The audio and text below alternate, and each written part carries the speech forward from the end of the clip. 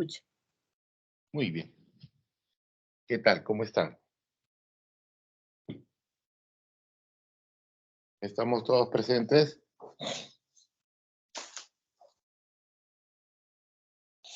¿Sí? Faltan un par de compañeros, pero ya están la mayoría. Ya están informados. Sí, A ver. Entonces, si no hay más que hacer, empecemos, muchachos. ¿Quién empieza? ¿Cardiovascular o...? Buenos días, doctor. Soy Arbieta, voy a exponer acerca de la osteoporosis. Empiezo yo. Un favorcito, de ahí me mandas, o la delegada, me manda sus nombres completos de los dos expositores, ¿ya? sí, doctor, no se preocupe, yo lo voy a mandar. Ya, porque necesito colocar las notas. Avisaste a tus demás compañeros que se va, que vamos a, que vamos a, vamos que vamos a, ¿cómo se llama? Vamos a, van a hacer el trabajo de ver esas, Sí, de los videos, doctor. sí, De sí, un sí. comentario de los videos. Ajá, sí. Ujú. Ya saben todos, ¿no? Sí, doctor. Ya lo publiqué en el grupo. Ya, perfecto. Muy bien. Ya, empecemos. Ya. Buenos días, doctor, nuevamente y compañeros. Soy Arbieta Stephanie. El tema del desarrollo del seminario del día de hoy es osteoporosis en el adulto mayor. Vamos a pasar Ujú, entonces a definirlo.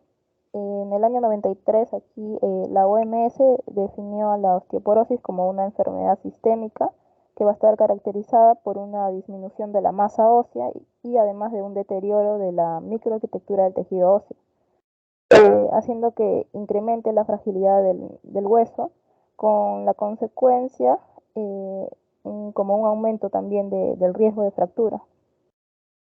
Vamos a ver los tipos de osteoporosis, la primaria y secundaria.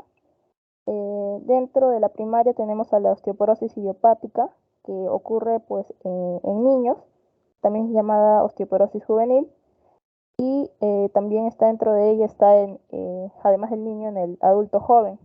Tenemos también a la osteoporosis involutiva dentro de la primaria, que es parcialmente también idiopática, ya que no siempre es obvio por qué algunas y por qué no todas las mujeres posmenopáusicas van a desarrollar este tipo de osteoporosis. Este tipo se va pues dividir en tipo 1 o posmenopáusica, que va a afectar fundamentalmente a las mujeres con edades comprendidas entre 51 y 75 años de edad, y se va a ser caracterizada por una pérdida rápida del hueso, es decir, es un tipo de osteoporosis acelerada o de alto recambio. Y el tipo 2 o senil es la que, pues, en la que va a entrar en discusión justamente en el seminario, que se da en mayores de 75 años y va a estar caracterizada por la pérdida de hueso esponjoso trabecular y también el cortical, pero en este caso de una forma no acelerada. Y bueno, la secundaria, que va a ser causada por otras enfermedades, ¿no? Como hipogonadismo, desórdenes endocrinos, pueden ser por causas genéticas, puede ser por causas gastrointestinales o incluso por medicamentos como los anticoagulantes, anticonvulsionantes, la quimioterapia también con citotóxicos, glucocorticoides también con metotrexates, ¿no? Y en este caso se va a reportar con mayor frecuencia en mujeres posmenopáusicas y también en hombres, aunque no necesariamente son exclusivas en estos grupos de edad. Fisiopatológicamente el hueso es un tejido pues dinámico que va a estar en constante formación y reabsorción, lo que va a permitir el mantenimiento del volumen óseo, la reparación del daño tisular y la homeostasis del metabolismo fosfocálcico. Entonces este fenómeno equilibrado va a ser denominado el proceso de remodelación, lo que permite la renovación incluso de un 5% del hueso cortical y un 20% del hueso trabecular al año. Y bueno, el remodelado óseo existe toda la vida, ¿no? Pero solo hasta la tercera década el balance va a ser positivo. Es precisamente a partir de los 30 años cuando existe la máxima masa ósea, que se mantiene con pequeñas variaciones hasta los 50 años, ¿no? Y a partir de aquí ya va a existir un predominio de la reabsorción, como vemos ahí en la balanza, ¿no? Y la masa ósea entonces empieza a disminuir.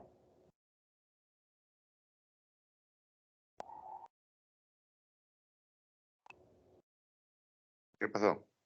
Sí, creo que me estaban llamando. Ya, bueno, aquí la reabsorción siempre entonces va a preceder a la formación en el esqueleto joven, a las cantidades del hueso reabsorbidas, y bueno, y van a ser generalmente similares a las que van a ser las neoformadas, ¿no? Por esta razón se va a decir que es un proceso balanceado, bueno, en condiciones normales, ¿no? Eh, la vida media entonces de cada unidad de remodelada entre las personas es de más o menos de 2 a 8 meses y la mayor parte de este periodo va a estar ocupado por la formación ósea. Bien, el remodelado óseo puede ser dividido en estas fases, ¿no? La fase quiescente, que se considera el hueso en condiciones de reposo. Aquí los factores que van a iniciar el proceso de remodelado aún no van a ser conocidos. Eh, y tenemos el primer fenómeno que va a tener, que tiene lugar, que es la activación, ¿no? Básicamente de la superficie ósea previa a la reabsorción mediante la retracción de las células limitantes que son los osteoblastos, ¿no? Los osteoblastos maduros, elongados, existentes en la superficie endóstica, que como sabemos los osteoblastos son los encargados de formar el hueso. Entonces se da esta retracción de células limitantes y la digestión también de la membrana endóstica por la acción de las colagenasas. Entonces, al quedar expuesto a la superficie mineralizada, se va a producir la atracción de los osteoclastos, ¿no? Que son pues encargados de destruir el hueso. Seguidamente los osteoclastos van a comenzar a disolver la matriz mineral y al descomponer la matriz ósea, ¿no? Entonces este proceso es acabado por los macrófagos y va a permitir de esta forma la liberación de factores de crecimiento contenidos dentro de la matriz, ¿no? Por ejemplo, factores como el factor transformante del crecimiento B, el factor de crecimiento derivado de plaquetas o el factor análogo de la insulina tipo 1 y 2. Le sigue la fase de la formación. Aquí simultáneamente en las zonas reabsorbidas se van a producir el fenómeno de agrupamiento de protoblastos, que son células de aspecto fibroblástico cercanas a las superficies óseas, pero separadas de estas por otros tipos celulares. Estos proteoblastos van a ser atraídos por factores también de crecimiento que se van a liberar también de la matriz, que actúan como quimiotácticos y van además estimular su proliferación. Los proteoblastos van a sintetizar una sustancia cementante, lo que se va a adherir al tejido nuevo y van a expresar proteínas morfogénicas, ¿no? Óseas, que van a ser responsables de la diferenciación ósea, ¿no?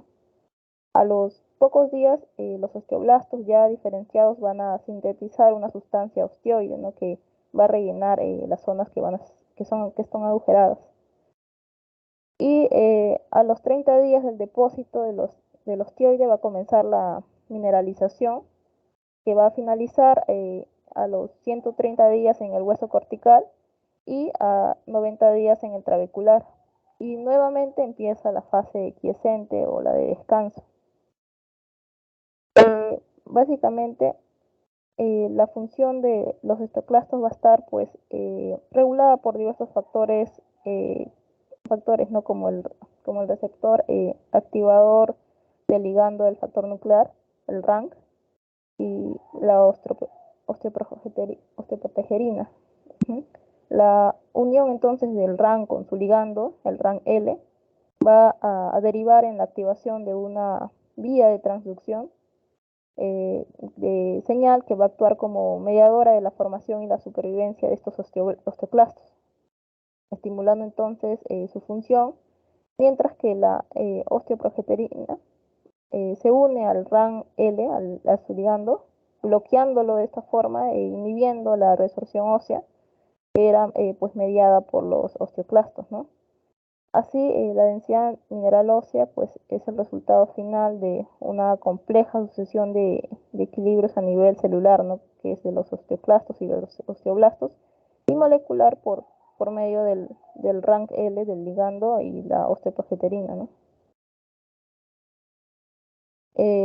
La remodelación ósea también va a ser regulada por diversas hormonas circulantes, y estos son pues, los estrógenos, andrógenos, vitamina D, la hormona paratiroidea, así como los factores también de inmunoreacción tipo 1 y tipo 2. También factores de crecimiento locales como el IGF-1. Factores también de crecimiento beta, y muchos más, ¿no? como la interleucina, prostaglandinas, miembros incluso de la familia del factor de necrosis tumoral, ¿no? Bien, van a existir muchos factores de riesgo, tanto modificables como no modificables. Dentro de los no modificables tenemos a la edad, que básicamente está muy relacionado además con el sexo, ¿no? Con el sexo femenino y con la menopausia.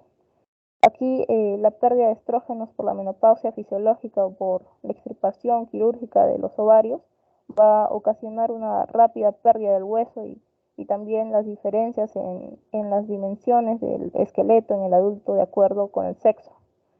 Y tienen grandes implicaciones esto, ¿no? Su mayor incidencia básicamente es entre las mujeres, ya que pues se debe a que este contenido mineral óseo acumulado durante la pubertad y el tamaño de los huesos va a ser menor que en los hombres. Las mujeres van a perder calcio durante el embarazo también y la lactancia incluso, ¿no? Ya que pues ya que este calcio va a ser transferido al hijo produciendo una pérdida pues más rápida del hueso, ¿no? Ya posteriormente durante el envejecimiento. Van a haber otros factores de riesgo no modificable como son los antecedentes étnicos, de ser blancos o asiáticos, tener una estructura pequeña, ósea, padres que pues hayan sufrido de fracturas de cadera, o también puede tener una fractura previa de una lesión de bajo nivel, especialmente después de los 50 años. Dentro de los factores de riesgo modificables incluyen trastornos de la alimentación, ya que pues, una baja ingesta de calcio, así como la restricción externa de la ingesta de alimentos, también debilita los huesos. El uso largo también, a largo plazo, ¿no? de medicamentos como los corticosteroides orales o inyectados, como la prednisona, cortisona, también interfieren en el proceso de reconstrucción ósea, ¿no? Además de mantener estilos de vida poco saludables como el sedentarismo, consumo de alcohol, tabaco, también aumenta el riesgo de padecer osteoporosis, ¿no? Bien, en el diagnóstico, pues la densitometría mineral ósea es la técnica de elección. Bueno, y pues básicamente se usan los criterios de la OMS, ¿no? Esta densitometría mineral ósea es una técnica no invasiva de medición de la densidad ósea a través de la absorciometría de rayos X de doble energía para más o menos estimar cuántos gramos de calcio y otros minerales óseos hay en un segmento del hueso. Va a ser el procedimiento más óptimo para poder estimar el riesgo de fractura, especialmente en mediciones centrales como el de la columna lumbar anteroposterior y el fémur proximal. Y bueno, y sus resultados se van a expresar como de esta densitometría mineral ósea como el T-score y también índice, el Z-score, ¿no? Pero vamos a enfocarnos en el T-score porque es precisamente los que pues dicen, están dentro de los criterios diagnósticos de la OMS. Un, eh, un T-score de -1 o superior a ello es un índice, pues, es una densidad ósea normal, ¿no? Este T-score, ¿qué es lo que hace? Compara la masa ósea del paciente con la de un adulto joven sano promedio. Por ejemplo, lo normal, como mencioné, pues es de superior a -1. Una osteopenia, que significa una baja masa ósea, va de, va de menos de -1 a más de -2.49. La osteoporosis ya se considera un T-score menor o igual a -2,5. Y ya una osteoporosis severa es menor también de -2.5. Adicionalmente a ello, se asocia una fractura por fragilidad. Y bueno, tenemos a los tratamientos también. Tratamiento tanto no farmacológico como farmacológico. Dentro del no farmacológico básicamente está dirigido a tratar de evitar la aparición de las fracturas, ¿no? Pues precisamente estas se asocian a un aumento de la mortalidad también.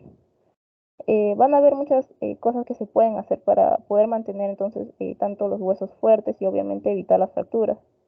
La actividad física y la dieta son esenciales entonces para la salud de los huesos, ¿no? Entre los principales factores nutricionales para prevenir la osteoporosis tenemos al calcio y a la vitamina D, ya que van a participar de forma activa en la formación del hueso. La vitamina D se produce pues en la piel, como sabemos, por la exposición a los rayos UV del sol, y también va a estar contenido en algunos alimentos como el salmón, la sardina, el atún enlatado, la yema del huevo. Por otro lado tenemos a los lácteos como la leche, el yogur, queso, que van a constituir la fuente de calcio principal en la dieta, ¿no? Otras fuentes de calcio en los alimentos tenemos a vegetales verdes, las nueces, el tofu, ¿no? Sin embargo, pues sabemos que también hay una gran parte de la población que desarrolla intolerancia a la lactosa, lo que precisamente limita su consumo, ¿no? Por este motivo se emplean medicamentos que contengan calcio y vitamina D. La recomendación para un adulto de calcio elemental es de 1200 miligramos y de vitamina D entre 800 y 1000 unidades internacionales. Y tenemos, bueno, al tratamiento farmacológico. Bueno, y además del no farmacológico, tiene que evitar pues también el consumo de alcohol y tabaco, ¿no? Malos hábitos. A nivel farmacológico, se centra básicamente en inhibir la resorción ósea o estimular la formación ósea. Las opciones de primera línea aprobadas por la FDA son los bifosfonatos, raloxifeno, calcitonina y el denosumab. Vamos a enfocarnos más que todo en los bifosfonatos y el denosumab. Dentro de los bifosfonatos tenemos al alendrónico y al cilendrónico y al solendrónico.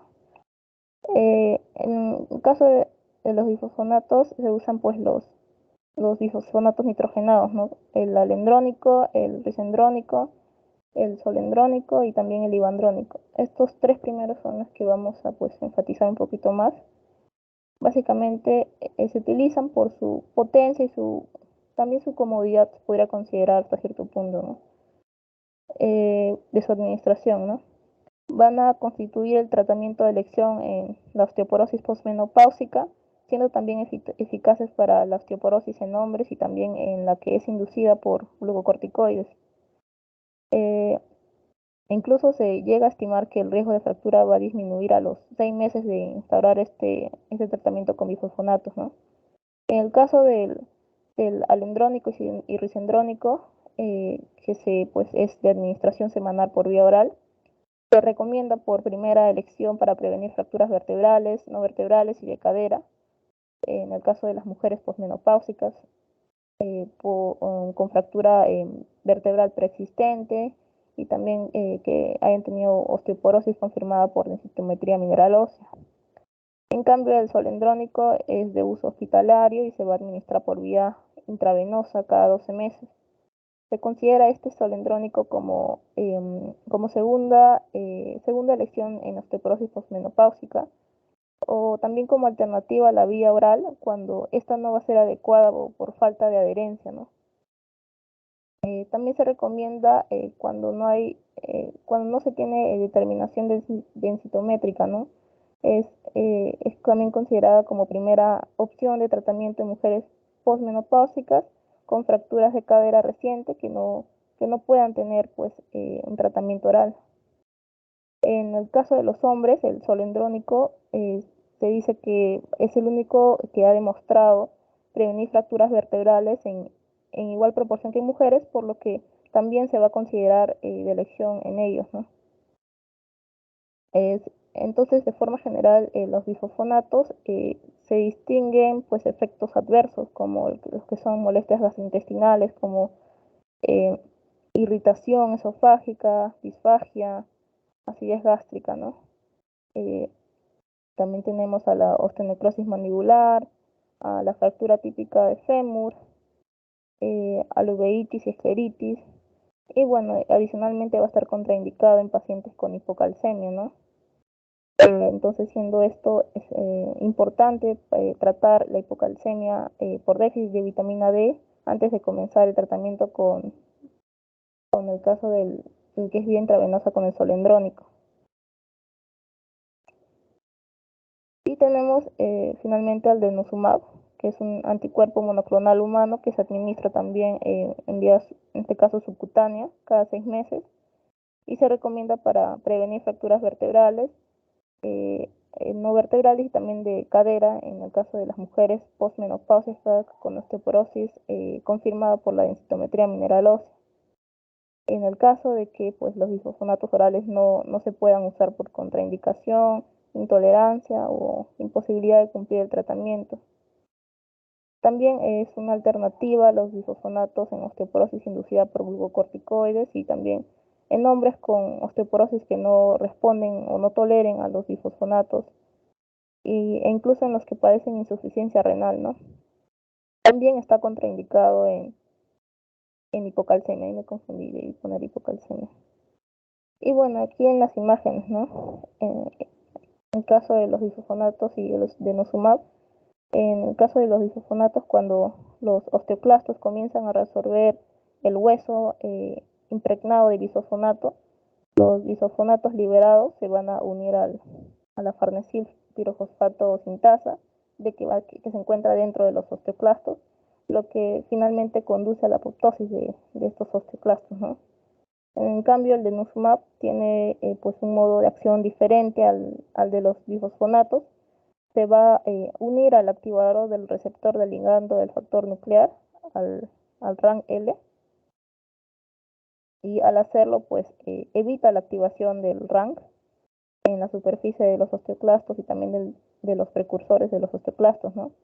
Y esta inhibición de la interacción del RANG-L con el RANG va a impedir la formación y la función también de la supervivencia de los osteoclastos, ¿no? Lo que precisamente disminuye la resorción ósea. Y bueno, esa es la bibliografía, doctor, y eso sería todo.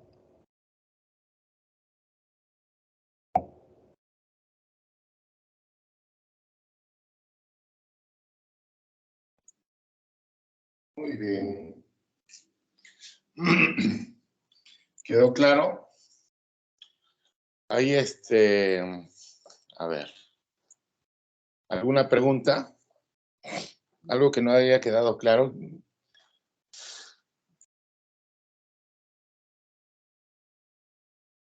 ¿Nadie? ¿Nadie? ¿A todos les quedó claro o nadie entendió? Sí, está bien, doctor.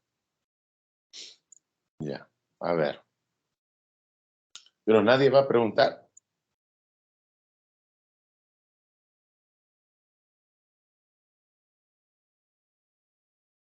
Nadie quiere hacer una pregunta a su compañera.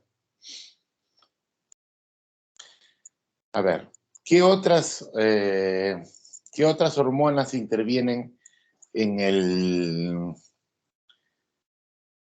en la disminución o en el aumento, por ejemplo, de los RAN ligando. Interviene, tiene que ver algo la calcitonina, tiene que ver algo las hormonas tiroideas.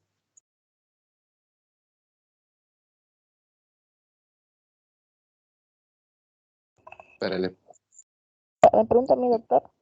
Sí. Ya sí. Hay, bueno, tanto que van a inhibir como fomentarla, ¿no? Por ejemplo, tenemos a la calcitonina que va a inhibir a los osteoclastos, el estrógeno también que inhibe a los osteoclastos. Ya. Por ejemplo, tenemos a la paratormona que pues la promueve a los osteoblastos, a la hormona del crecimiento, a factores de crecimiento también.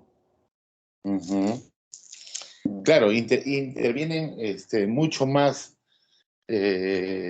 muchas más hormonas, muchas más sustancias intervienen en todo este proceso. El proceso no es tan sencillo, ¿no? Es mucho más complejo, pero yo sí veo que su compañera, tú has tratado de hacerlo mucho más simple para que tus compañeros puedan entender. Y ahí es muy importante cómo se activan los osteoclastos, ¿no? Cómo se activan estos osteoclastos, ¿no? Cómo el osteoclasto se vuelve un osteoclasto activado, ¿no? Cuando hay esa unión entre el RAN ligando y el receptor RAN del osteoclasto. Y también me pareció muy importante cómo actúan los tratamientos inmunológicos también, ¿no? Cómo actúan bloqueando esa unión, ¿no? Bloquean esa unión. ¿Algo más que quieras aclarar? Eso sería todo, doctor. Nadie más quiere preguntar. ¿Y has encontrado alguna diferencia entre los bifosfonatos, o sea, entre el zoledrónico que se da al año con el ácido lendrónico, el ivandronato? ¿Hay alguna diferencia pero en los resultados? Bueno, casi no, doctor. O sea, se puede decir, hasta podría considerarse que tienen el mismo efecto, que solamente es el costo nada más. Así es, porque un ácido zoledrónico que se coloca una vez al año cuesta como 1.500 soles. Y un ácido lendrónico de 70 miligramos que se hace semanal, pues cuesta 5 soles, creo, o menos, creo que está 2 soles, 3 soles. Bueno, y en el ministerio es gratis, pues, ¿no? Entonces hay que tener bien en cuenta, ¿no? Porque muchos de nuestros colegas, claro que es más fácil de manejar en el sentido que lo coloco una sola vez y se acabó, ¿no? Ya no lo veo hasta el otro año. El otro hay que insistir al paciente para que no deje de tomar medicación y todo eso, pero igual, así le pongo, por ejemplo, la ampolla del año, igual tiene que tomar su vitamina D y su calcio, ¿no? Muy bien. ¿Alguna pregunta más?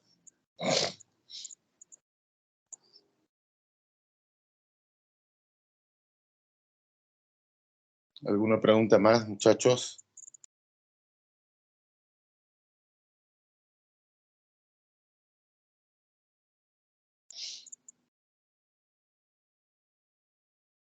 ¿No hay ninguna pregunta?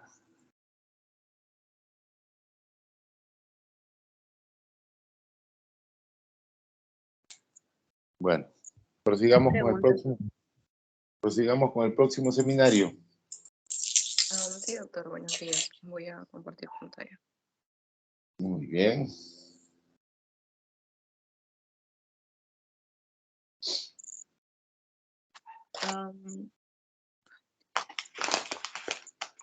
¿Yo logra ver, doctor? Sí, se ve clarito. Ok. Bueno, doctor, buenos días. Compañeros, buenos días igual. Bueno, yo voy a hacer el seminario de enfermedades cardiovasculares en el adulto mayor.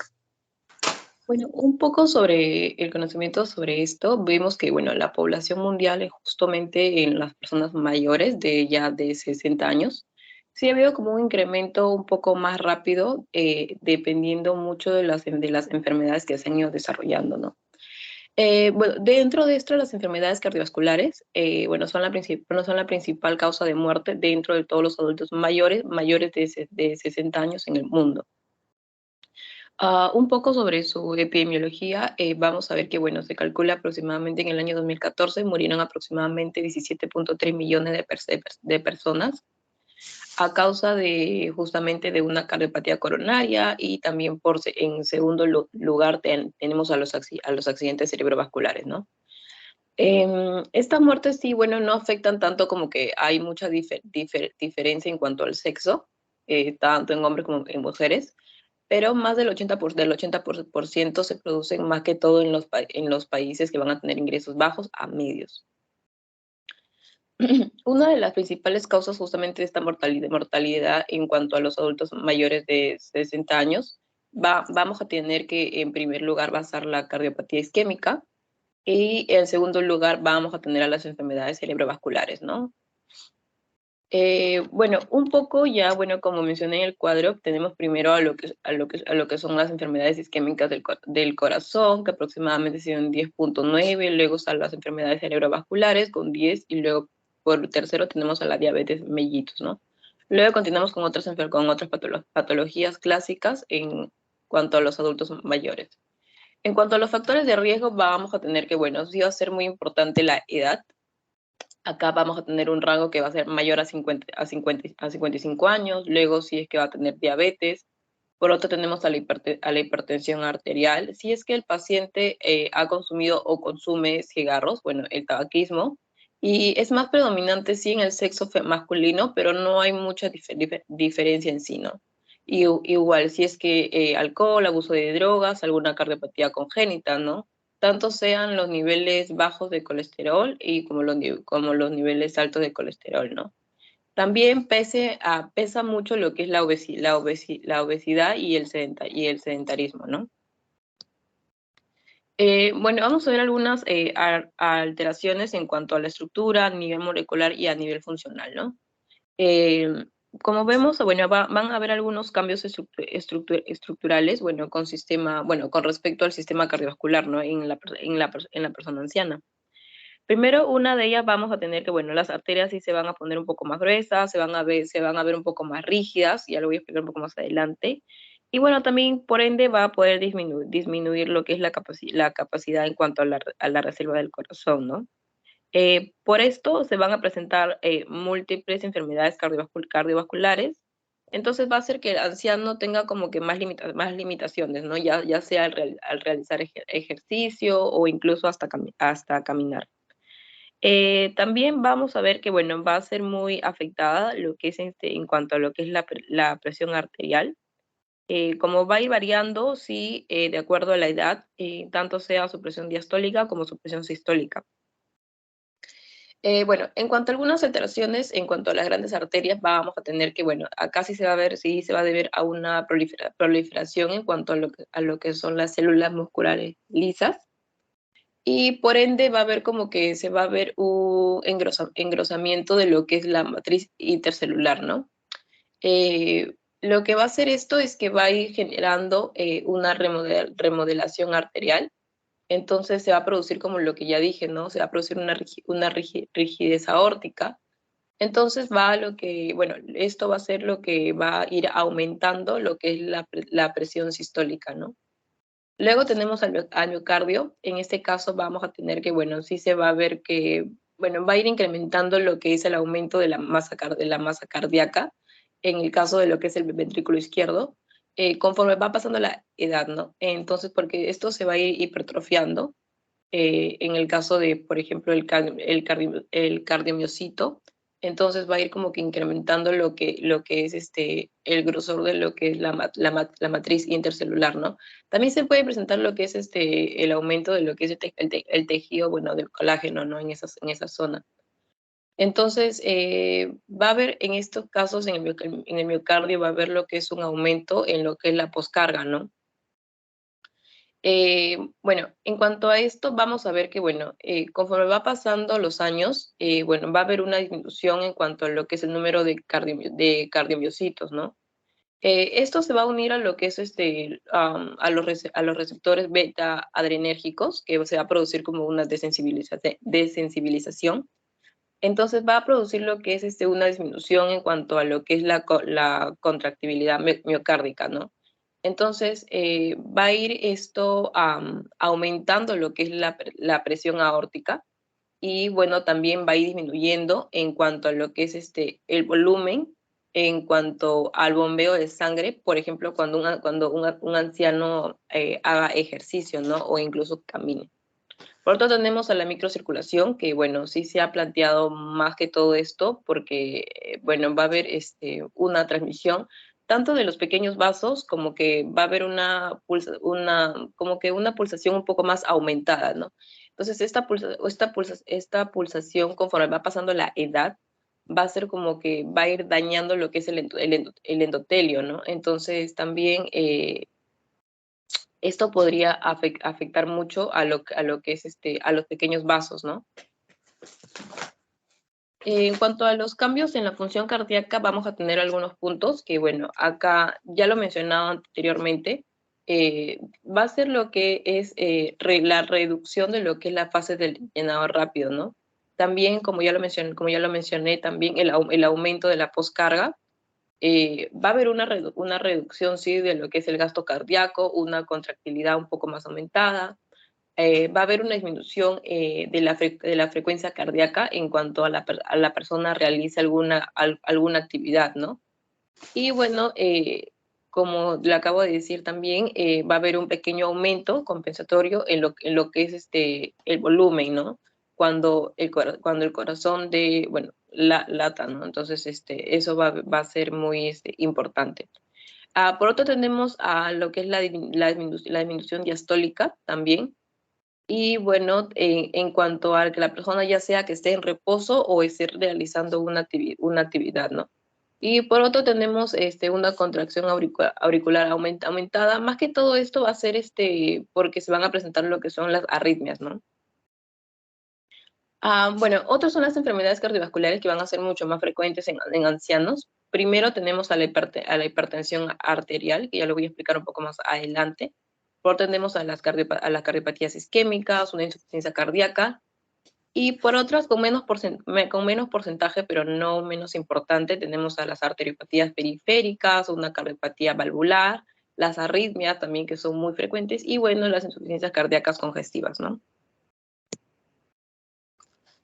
Bueno, empezaría hablando sobre la fibrilación auricular. Bueno, esto básicamente es un proceso que va a ser muy prevalente en lo que son los ancianos. Casi el 5% va a ser mayores a 65 años y el 10% mayores a 80 años, ¿no? Va a ser asociado, sí, mucho a lo que es un accidente cerebrovascular, también a una insuficiencia cardíaca, y lo que va a hacer es que va a ir deteriorando poco a poco lo que es la calidad de vida del anciano, ¿no? Entonces, una fibrilación auricular no es más que todo, bueno, una taquiarritmia supraventricular, que lo que va a hacer es que el ritmo sinusal, como va a estar va a estar sostenido por muchos impulsos auriculares, entonces este va a ser incapaz de producir como que ciertas contracciones auriculares, ¿no? Que van a ser mucho más efectivas en todo caso. Como vemos en el cuadro, vamos a ver que, bueno, en base entre cuanto al sexo, ya sea femenino o masculino, vemos que hay un aumento en cuanto al sexo masculino conforme vaya pasando la edad, ¿no? Conforme va aumentando la edad, va a haber mayor riesgo a una fibrilación auricular en el sexo masculino. Bueno, acá tenemos que sí distinguir un poco sobre lo que son los tipos de fibrilación auricular en cuanto a lo que se ha dado el primer episodio, ¿no? Vamos a hablar de lo que es una fibrilación auricular paroxística, cuando sí van a aparecer cierto tipo de episodios arrítmicos, pero estos van a desaparecer en lo que son un lapso de 7 días, ¿no? Acá sí va a persistir lo que, bueno, se va a requerir una cardioversión eléctrica o incluso también algún fármaco, ¿no? Para poder lo que es revertir la arritmia. Por otro tenemos a la fibrilación que es recurrente, que esto sí se va a desarrollar en el paciente, que va a dar de 2 o más episodios arrítmicos. Esto va a ser un tiempo que sea mayor a 7 días, pero no menor a 1 año, ¿no? Igual acá tenemos que verlo con una cardioversión farmacológica. Por otro tenemos a la persistente de larga duración, que va a ser mayor a 1 año, o incluso hasta 1 año, ¿no? Y bueno, por otro tenemos que a la permanente, que bueno, esta va a ser su duración mayor a 1 año, pero en estos casos ya no se busca destacar lo que es recuperar lo que es el ritmo sinusal, ¿no? Sino más que todo mantener al paciente. Entonces, como ya vimos, estos cambios sí van a ir, sí van a ser muy importantes en lo que son para las arritmias, en cuanto a lo que son las aurículas, ¿no? Bueno, básicamente en el diagnóstico vamos a ver que, bueno, se va a dar por un electrocardiograma, bueno, se va a ver caracterizado mucho lo que es el ritmo ventricular, que va a ser de una forma un poco más irregular, como podemos ver en la imagen. Y bueno, también va a haber un reemplazo de lo que son las ondas P, ¿no? En este caso, cuando oscilan un poco más rápido, se le conoce como ondas F. Entonces, bueno, esta prevalencia va a ser como que un poco más relevante, porque va a surgir casi de 3 a 6% en casi todas las urgencias en los adultos mayores, ¿no? Entonces, es frecuente que, por ejemplo, esté acompañado esta fibrilación auricular con una hipertensión arterial y, bueno, la edad avanzada de la persona, ¿no? Bueno, también es de una muy alta morbilidad y también mortalidad, ¿no? En cuanto a estas arritmias, como ya mencioné, son un poco más frecuentes en lo que son los servicios de urgencias. En cuanto al tratamiento, vamos a ver que, bueno, en esta fibrilación auricular tenemos que, bueno, hay básicamente 2 objetivos, ¿no? Primero, lo que es controlar lo que es la arritmia y también prevenir lo que es un tromboembolismo, ¿no? Para que luego no se pueda desarrollar un accidente cerebrovascular. Bueno, para esto tenemos que ver los tipos de fibrilación auricular. Entonces tenemos que ir viendo cada uno, ¿no? Si es de forma paroxística, si es de forma persistente o si de forma permanente. Bueno, en cuanto a esto, sí tenemos que tener en cuenta mucho lo que es tanto lo que es el control del ritmo como el control de la frecuencia, ¿no? Ver que uno no esté aumentado. Por ejemplo, cuando se presenta netamente, bueno, en un paciente con una fibrilación auricular, vamos a ver que, bueno, mayormente todos los casos van a ser de tipo paroxístico, ¿no? Y bueno, en este caso, por ejemplo, no se va a requerir más que todo una terapia, sino lo que es disminuir lo que es la frecuencia cardíaca, ¿no? En estos casos tampoco es bueno lo que es administrar anticoagulantes, ¿no? Sí es que se produce el primer episodio, ¿no? Ya posteriormente sí. Bueno, también para tratar lo que es esta arritmia, sí tenemos que ver tanto lo que ya mencioné, tanto controlar el ritmo, bueno, revertir un poco lo que es la fibrilación auricular, que vaya hacia un ritmo sinusal, y bueno, también implementando algunos fármacos que van a poder disminuir lo que es la respuesta ventricular, ¿no? Por otro, bueno, en este caso, algunos fármacos que vamos a poder utilizar está la amiodarona, que es por vía parenteral, ¿no? Bueno, que se va a ir administrando, en 150 miligramos por 100 mililitros, que se va a ir disolviendo bueno, en 10 minutos, ¿no? En un lapso de 10 minutos. Luego tenemos a la digoxina, que es una aplicación rápida de 0.5 a 1 miligramos por vía intravenosa. Y bueno, luego de 0.25 miligramos cada 2 a 4 horas, ¿no? Bueno, esos son los que más se utilizan. Por otro, tenemos Por otro, tenemos, como ya mencioné, al tratamiento en cuanto a lo que es la fibrilación auricular, en cuanto a lo que es la prevención de un accidente cerebrovascular, ¿no? Bueno, por ejemplo, para poder administrar estos fármacos tenemos que ver, bueno, que si el paciente va a tener un ritmo de vida un poco más inactivo, un poco más sedentario, Entonces acá se va a optar por la digoxina, ¿no? Y, por ejemplo, si es que el paciente presenta alguna comorbilidad, por ejemplo, EPOC, sí se va a dar diltiazem y, bueno, también la digoxina, y en estos casos sí se va a utilizar, sí se va a utilizar lo que son los betabloqueantes, ¿no? Y, por ejemplo, si es que el paciente no presenta ninguna comorbilidad y solamente viene acompañado de una hipertensión, se utilizan los betabloqueantes, el verapanilo, el dilatacem y la digoxina, ¿no? Bueno, un poco como ya mencioné, en cuanto a lo que son los accidentes cerebrovasculares, sí tenemos que ver que, bueno, el tratamiento que más se utiliza, que no ha dado ninguna reacción, son los tratamientos anticoagulantes. Por ejemplo, están los antagonistas de la vitamina K, ¿no? Acá, más que todo, es para poder reducir lo que es el riesgo a un accidente cerebrovascular, que se da aproximadamente en 68%, y con una mortalidad de 33%, ¿no? También sirve para poder reducir lo que son los accidentes cerebrovasculares, en estos casos que son un poco más graves.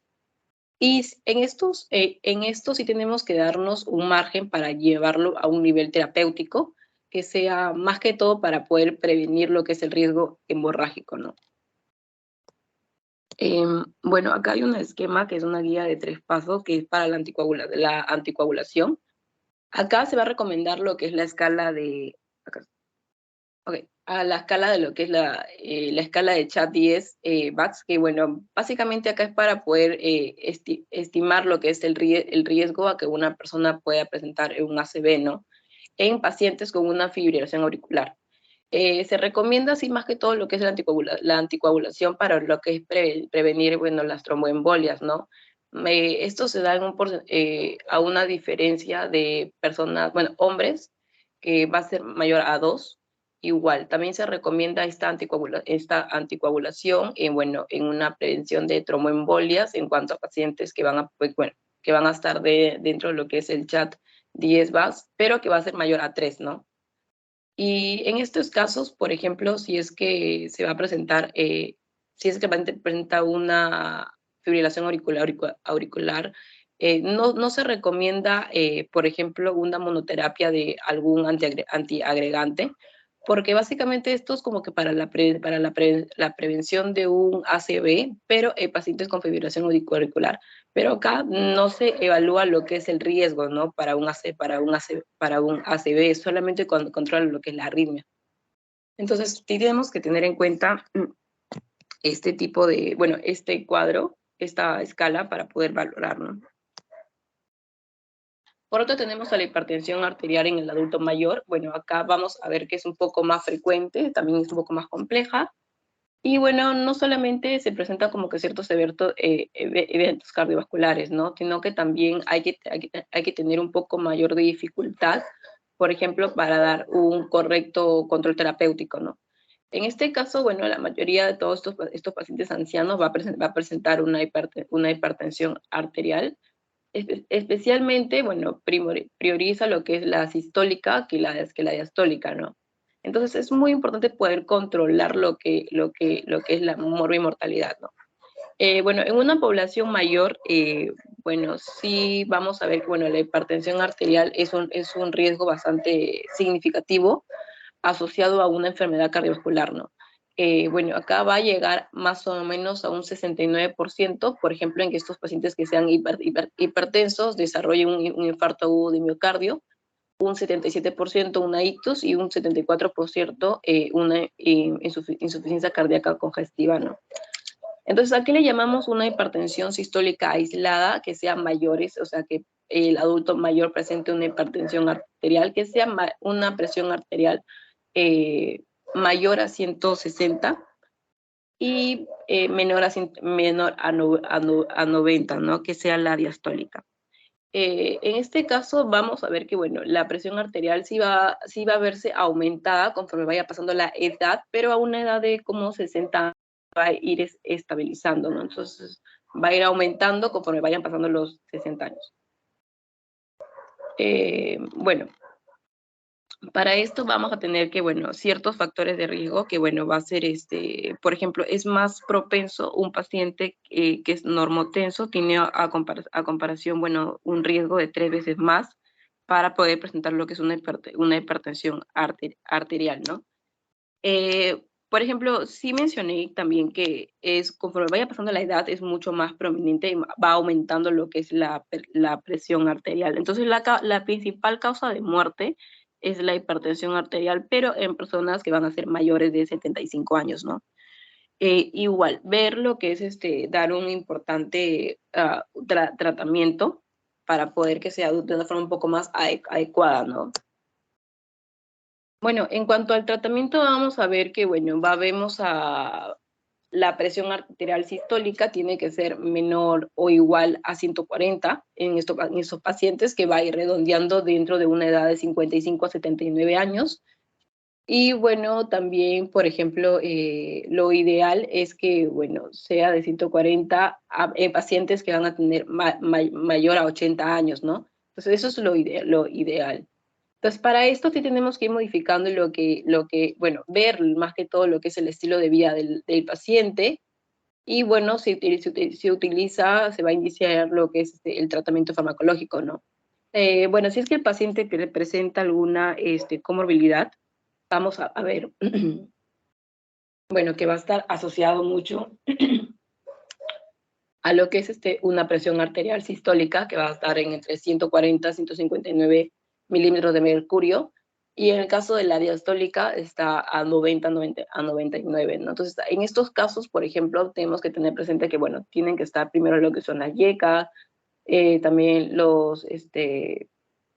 las aras que son de tipo 2, igual. Y bueno, en el estadio 2, si es que el paciente presenta una sistólica de 160 milímetros de mercurio con una diastólica mayor a 100, sí se van a requerir en estos casos dos fármacos, ¿no? Que lo voy a explicar dentro de un momento. Y bueno, si ya presenta comorbilidades, ¿no? Si es que presenta si es que presenta un postinfarto de miocardio, también se utilizan los beta bloqueadores, las YECAs, ¿no? Las ARAs. Por ejemplo, si es que presenta un alto riesgo a una enfermedad cerebrovascular, un accidente cerebrovascular, ¿no? Las thiazidas, los beta bloqueadores, las YECAs también, ¿no? Bueno, a cuanto a esto, tenemos, como ya lo mencioné, en cuanto al tratamiento inicial, tenemos que dar una combinación doble, ¿no? Tanto la YECA, la SARA, o también en estos casos se puede utilizar lo que son los bloqueadores de canales de calcio, ¿no? Ya se utilice la YECA, los árados, más un beta bloqueador de canales de calcio, o incluso también un diurético, ¿no? Por ejemplo, si es que el paciente ya presenta una comorbilidad, se va a ir aumentando lo que es a una combinación triple, ¿no? En este caso vamos a tener la YECA o un ARA2 más un beta bloqueador, bueno, más un bloqueador de canales de calcio más un diurético, ¿no? Y ya, por ejemplo, si es que hay una hipertensión bueno, que sea de una forma un poco más resistente, acá vamos a ver que se van a utilizar la terapia triple, pero a eso también tenemos que añadirle la espironolactona, que se da entre 25 a 50 miligramos por día. También también se puede utilizar algún diurético, o incluso también un bloqueador alfa o un bloqueador beta, ¿no?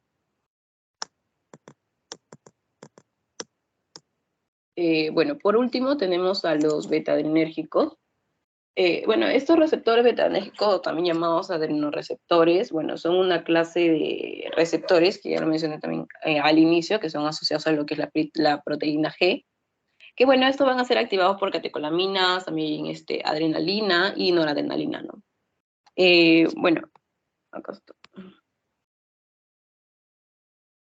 Bueno, un poco sobre estos adrenoreceptores, que bueno, se van a ir clasificando, ¿no? Tanto alfa como beta, y entonces acá se va a ir como que una subdivisión en cada uno de estos tipos, ¿no? Bueno, básicamente estos receptores van a ser lo que va a afectar, bueno, se va a afectar en lo que es el sistema cardíaco, sistema nervioso central, y también algunos tejidos periféricos, ¿no? Bueno, acá tenemos un cuadro de los receptores que van a ir aumentando tanto a nivel o disminuyendo incluso en el sistema nervioso simpático, ¿no? Por ejemplo, los receptores adrenérgicos alfa 2 van a estar presentes en tanto a lo que son los vasos sanguíneos, la piel, riñones también, ¿no? Entonces, acá en estos, los alfa 1, por ejemplo, también van a inducir lo que es una vasoconstricción, lo que va a hacer lo que va a producir una estimulación adrenérgica, ¿no? Los receptores adrenérgicos beta 1 se van a localizar principalmente en lo que es el corazón y también los riñones, ¿no? Por ejemplo, si es que estimulamos los receptores beta 1, vamos a tener que, bueno, se va a ir aumentando lo que es la frecuencia cardíaca, la contractibilidad miocárdica y también incluso la secreción de renina. Por otro, tenemos a los receptores beta-adrenérgicos beta 2, que también son muy importantes, que estos van a estar localizados más que todo en el músculo liso de ciertas arterias y arteriolas, ¿no? Bueno, acá también están incluidas lo que son las arterias coronarias, ¿no? En que, bueno, también están en diversos órganos, también como los bronquiolos. Y bueno, cuando se estimulan estos receptores beta-adrenérgicos beta 2, van a haber como que cierto tipo de efectos, ¿no? Por ejemplo, uno de ellos está la vasodilatación arterial y la broncodilatación. Bueno, estos antagonistas de los receptores adrenérgicos beta, habitualmente, como se llaman bloqueadores beta, están indicados más que todo lo que son a tratamientos de, bueno, de muchas enfermedades cardiovasculares, ¿no? Por ejemplo, puede ser alguna coronopatía, alguna arritmia cardíaca, una hipertensión arterial, también los síndromes coronarios agudos e incluso una insuficiencia cardíaca, ¿no? Voy a mencionar algunos de ellos para poder darnos una idea de cómo se deben tratar cada uno, ¿no?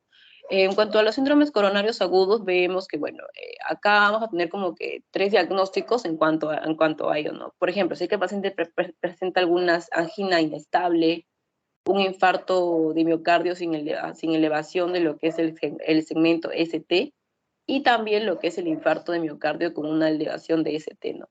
Entonces, lo que van a hacer estos bloqueadores beta, que son como un poco más cardioselectivos, es que, por ejemplo, en estos casos tenemos al metoprolol, que, bueno, se va a prescribir siempre y cuando los pacientes hayan sí sufrido algún episodio de algún infarto de miocardio, ¿no?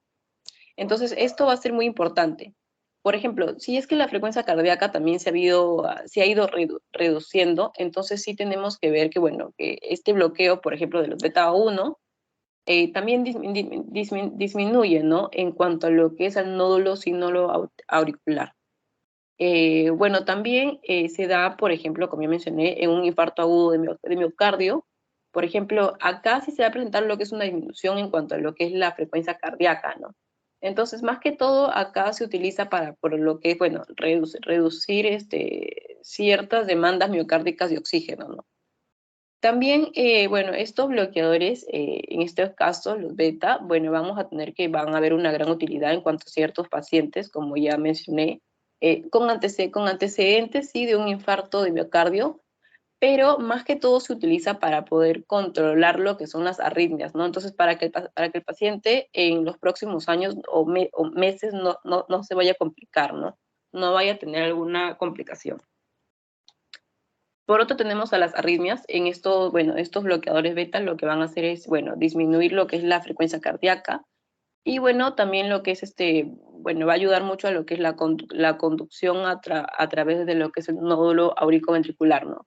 Entonces, básicamente estos medicamentos se utilizan generalmente para lo que es el tratamiento sobre ciertas taquiarritmias. Por ejemplo, una de ellas, y que es muy importante, es la taquicardia supraventricular, ¿no? Bueno, en cuanto a ciertos pacientes, por ejemplo, que han tenido algún antecedente de miocardio o una insuficiencia cardíaca, también muestran como que un riesgo un poco más elevado, ¿no? Sobre ciertas arritmias ventriculares, ¿no? Entonces, bueno, básicamente estos beta bloqueadores se prescriben para prevenir lo que son las arritmias ventriculares y, por ejemplo, ciertos pacientes, bueno, que van a presentar un cuadro de muerte súbita también por alguna causa cardíaca, ¿no? Que han sido prescritos. Por otro, tenemos a la hipertensión arterial, bueno, que estos bloqueadores beta no se suelen prescribir más que todo como tratamiento de primera línea, siempre y cuando, bueno, frente a lo que es la hipertensión, ¿no? Entonces, lo más habitual, como ya lo mencioné, es que se utilice básicamente con otro grupo de fármacos, ¿no? Por ejemplo, uno de ellos puede ser los diuréticos, por ejemplo, las tiazidas o algunos inhibidores de la enzima convertidora de angiotensina, ¿no? Para esta recomendación, bueno, para lo que es hipertensión, bueno, sí se utiliza, hay una guía clínica que está publicada por la GNC, la Institute National Committee, que bueno, se observan que bueno, justamente en esto van a ver como un antagonista de lo que es el receptor de la angiotensina 2 de tipo 1, ¿no? Bueno, que en este caso el mejor de todos ellos es el atenolol, ¿no? Que básicamente se utiliza por lo que es disminuir lo que es la frecuencia en cuanto a algún problema cardiovascular, incluso también algún accidente cerebrovascular, ¿no? Y también en el infarto de miocardio. Bueno, básicamente no se utiliza como primera línea porque hay ciertos efectos secundarios, ¿no? Por ejemplo, a nivel cardiovascular puede ser algún bloqueo auriculoventricular, bradicardia, hipotensión, ¿no? En el sistema nervioso vamos a tener que el paciente puede presentar vértigo, mareo, alguna fatiga, síncope, ¿no? Gastrointestinal, náuseas, vómitos, estreñimientos, diarrea también, hematológicos, la trombocitopenia, que también es muy importante, e incluso también algunas sibilancias, dislipidemias, ¿no? Y por último tenemos a la insuficiencia cardíaca, que bueno, en esta va a ser una disminución en cuanto a lo que es, bueno, una disminución sistólica ventricular izquierda, ¿no? Que básicamente se va a ir unido con una reducción en cuanto a lo que es la eyección de sangre, ¿no? Que va a ser de una forma un poco más progresiva, incluso va a ser crónica también, ¿no? Entonces, lo que hace esto es que va a ir gastando lo que es el gasto, bueno, el gasto cardíaco, entonces el corazón no va a aguantar tanto porque el paciente va a tener mucha edad, ¿no? Entonces, hay ciertos cambios, como ya los dije, también entonces van a ir afectando, ¿no? Entonces, el tratamiento justamente para estos beta bloqueadores se va a prescribir en ciertos pacientes que ya presentan una insuficiencia cardíaca estable y presenta también una buena hipovolemia, ¿no? Esto básicamente se utiliza para lo que es contrarrestar un poco más lo que es el sistema nervioso simpático, ¿no? Y también el sistema renina-angiotensina-aldosterona. Entonces, ¿para qué? Porque en estos casos va a ir disminuyendo lo que es la precarga y la poscarga. Entonces va a ir como que, bueno, se va a ir como remodelando o controlando lo que es el tiempo de eyección para lo que es el ventrículo izquierdo, ¿no? Bueno, también se ha demostrado un poco más que los bloqueadores beta van a prolongar lo que es la supervivencia en estos pacientes con una insuficiencia cardíaca, ¿no? Por ejemplo, en pacientes con insuficiencia cardíaca grave, puede ser necesaria que sí se interrumpa lo que son los bloqueadores beta, ¿no? Entonces, tiene que ir de acuerdo a un respectivo control cada 3 meses para que ver si se va a volver a administrar estos beta bloqueadores, ¿no? Depende mucho de lo que es la situación clínica del paciente para que tenga una mejor calidad de vida y, bueno, un pronóstico considerable, ¿no? Y bueno. Bueno, eso sería todo, doctor. Muy bien. ¿Alguna pregunta? ¿Alguna pregunta para su compañera? Muy bien, te felicito. Muy buena revisión. Muy buena revisión. Gracias, doctor. Y ahí te diste cuenta por qué deben utilizarse los cardioselectivos, ¿no? Los beta bloqueadores cardioselectivos. Sí, doctor. Depende mucho de los fármacos, ¿no? Y las cardiopatías que tengan los pacientes. Así es. ¿Alguna pregunta?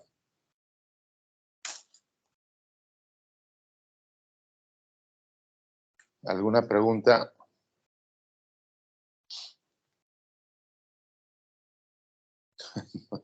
No hay ninguna pregunta. Me supongo que habrán entendido muy bien. Bueno, muchachos, les dejo. Si no hay ninguna pregunta, damos por culminados los seminarios. Queda pendiente la teoría, ¿no? Sí, doctor, tenía una teoría. De demencia. ¿La podemos hacer el jueves, quizás? El jueves creo que no va a ser posible porque tenemos un examen que va a ser de trasladarnos también. Perdón. El día jueves vamos a estar bien atareados, doctor. Jueves no va a ser posible. Jueves. A ver, entonces.